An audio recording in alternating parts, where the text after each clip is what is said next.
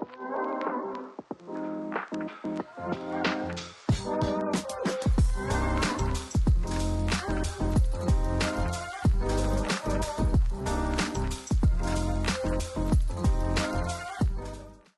to the Outtakes, the official podcast in National Student Pride, the podcast where we go behind the scenes of some amazing queer people doing some amazing stuff within the community to help improve the lives of queer people everywhere. Queer, it's just a lot of queer.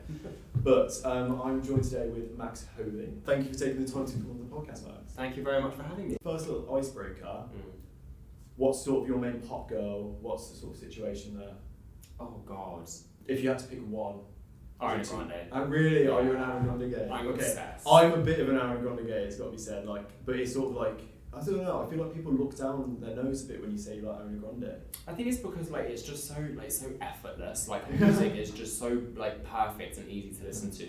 I feel like some people like to go with other artists because it's not as popular. You know when people choose things not to be popular? I think Ariana Grande, perfect mid-tempo just all the time. I think she's got such a set, amazing brand and vibe. And I think people look down as well because she's managed to sort of be that pop princess, again. We had Britney as a pop princess, perfect.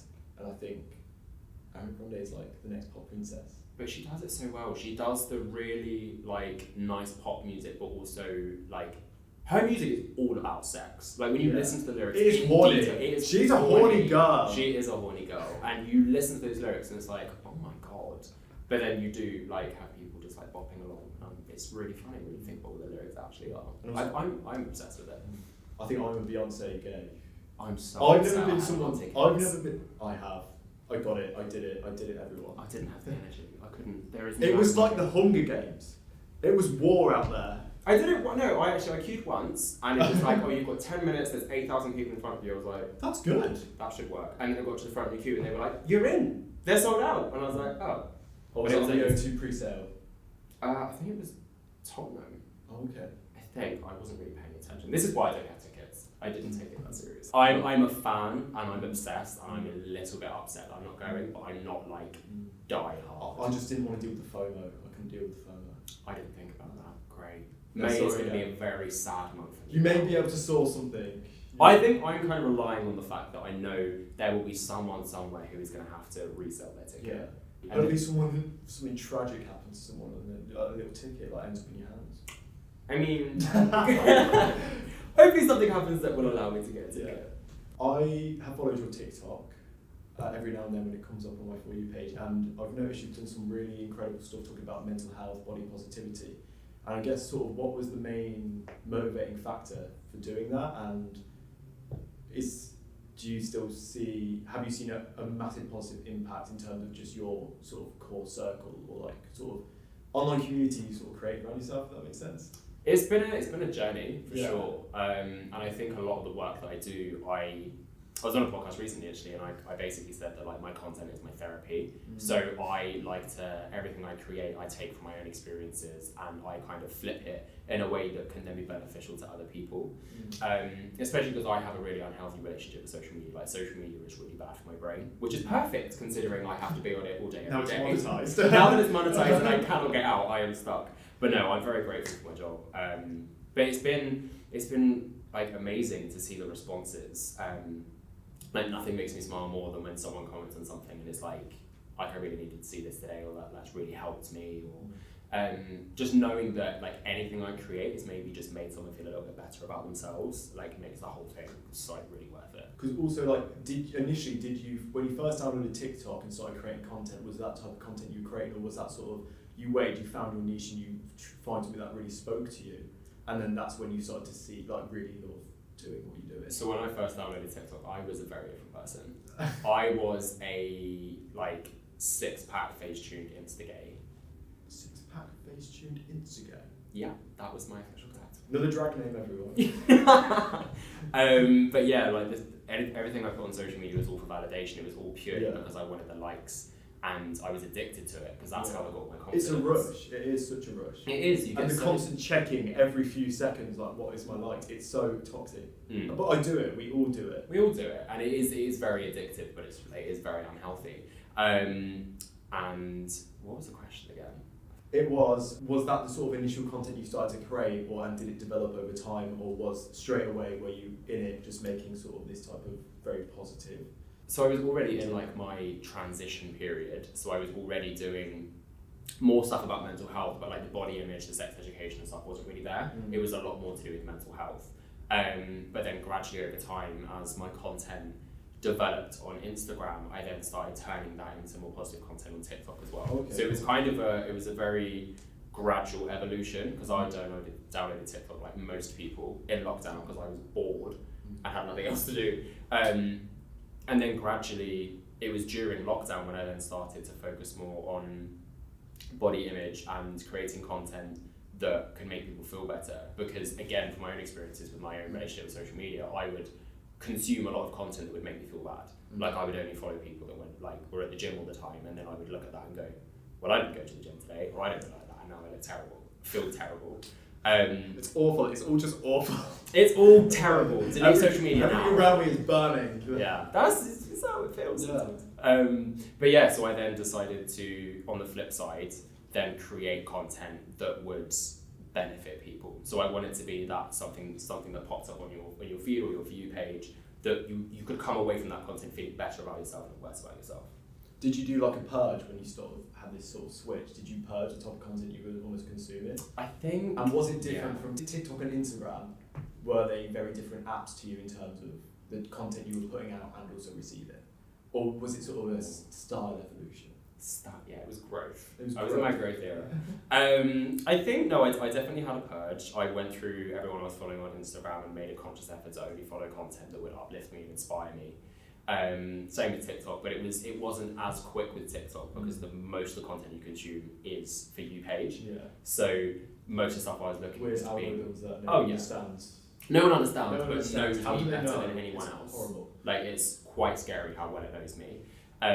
So I did have to kind of train the algorithms. Like, can you stop showing me? No. Stop showing me these men. You're making me feel worse. And then Excuse me. Yeah, she had a telling off. And then gradually, we had a word. And then gradually, that content kind of left. And now all the content I see is what I do really, which is really nice because it helps me like feel uplifted whenever I go on my phone ish.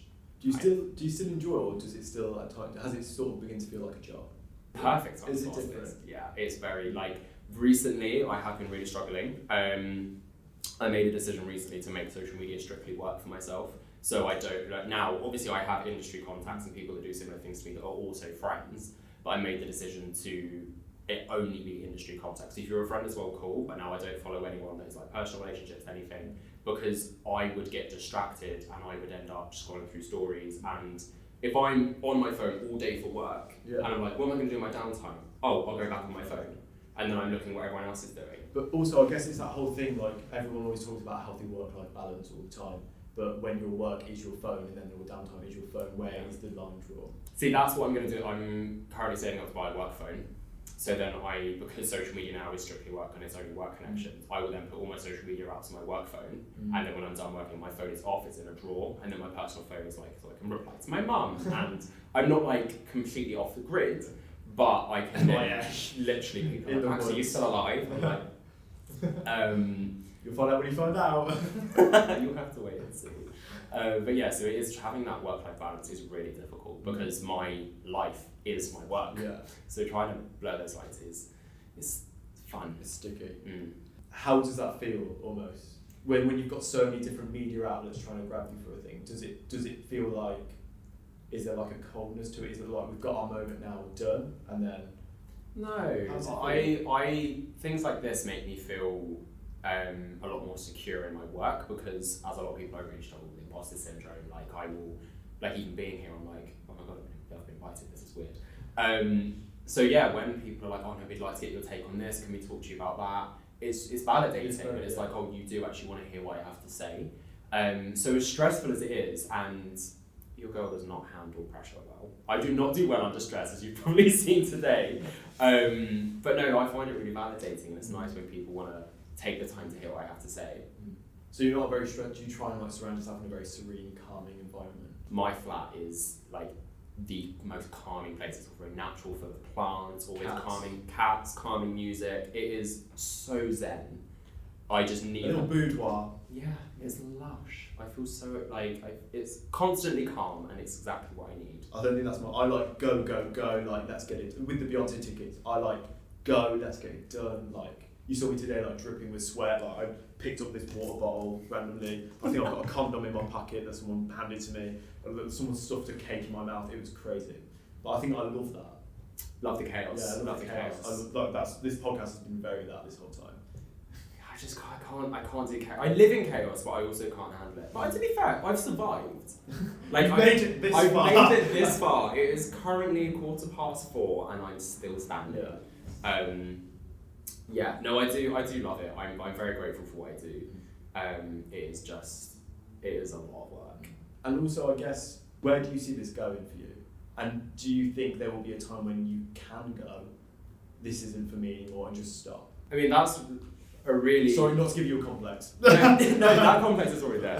It's definitely something that recently has been crossing my mind. I'm like, am I cut out for this? Am I cut out for this industry? Because the industry is very much who you know, who you're seen with, and it can be quite toxic, and that's not me. I'm a very authentic person, so in an industry that isn't necessarily very authentic, I do not do very well.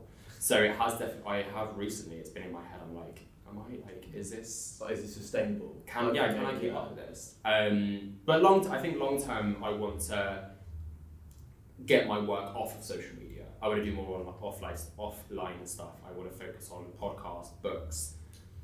Thank you very much. I want to do stuff that isn't centered around social media, because currently my main job is being an influencer. Which, But it's your brand, and like how then you can leverage that in other industries. I always look long term. I'm always looking to see what my next project can be and how I can sustain what I do. Because it's tough. Kind of really negative. No, bad vibes, everyone. Bad vibes. No, but also I think also one question I do want to ask is, do you mind if I ask your age? I'm 24. 24, right. So when did you come out? And did you go to uni? What was that all like for you? And did you ever foresee any of this for you back then? What would they say now to you? God. I think I always kind of... That is a bad question. Yeah. No, sorry. Yeah. No. So I came out when I was 17, and when I finished school 18, I went straight into full-time work and was like, can't do this, went to uni, and I did a media degree. So set me up perfectly for what I do now. Yeah. But I didn't actually think it was going to happen. And I think the irony is that at one point I was really pushing to be this person on social media. I was like, this is really what I want. And when I was in that, I'm really... So it was like you were aiming for this. At one point I was fully aiming for it. It was when I took a step back and I was like, you're doing all this for the wrong reasons. Yeah. You are doing this because you want the attention, you want the validation. I was doing it for the wrong reasons. When I then said I'm not doing this anymore, and then shifted into doing something that was more authentic, that's when it took off. Okay. And by then, my relationship was much healthier with it. So it basically developed when I was in a better headspace. Yeah. Because if it had taken off as the old me, it probably would have been very tough. I probably wouldn't be the person I think audiences sense that. They sense the intent behind it. And I think with TikTok now, it's who are the biggest TikTokers? The people that are giving you organic, authentic, just being themselves. I know it's so easy to say just being themselves. It's true though. People want authenticity. Yeah. They want candid stuff. They don't want the filtered highlight reel that you get on Instagram. They want something that is genuine. They want something that is relatable. Whereas Instagram is more seen as something that you aspire to, as opposed to, oh no, that is actually me. I relate to that. Do you have a cut-off point of what you do share? No, not really. Is there boundaries? There is some boundaries. When it comes to my mental health, I don't necessarily go into specifics with what I'm struggling with. I'll give an overarching theme, but I won't go into big details in my social life. Yeah. Because... And you identify it. You won't do it. You won't give your postcode or blood type away. No, I won't give my you postcode. I won't name names. I don't drop people in stuff. Yeah. But no, I'll give an overarching thing because that's just who I am. My work is me. Yeah. So I'm going to continue to share that, which I pride myself on. But no, there are some things that I do tend to keep back a little bit. I save some stuff for myself. No, as you should do. I don't. Oh no, book here, guys. Nothing wrong with that. commendable. Thank you so much for coming on the podcast. I really appreciate it, Max. Thank you very much for having It was really lovely having you. Such a lovely chat.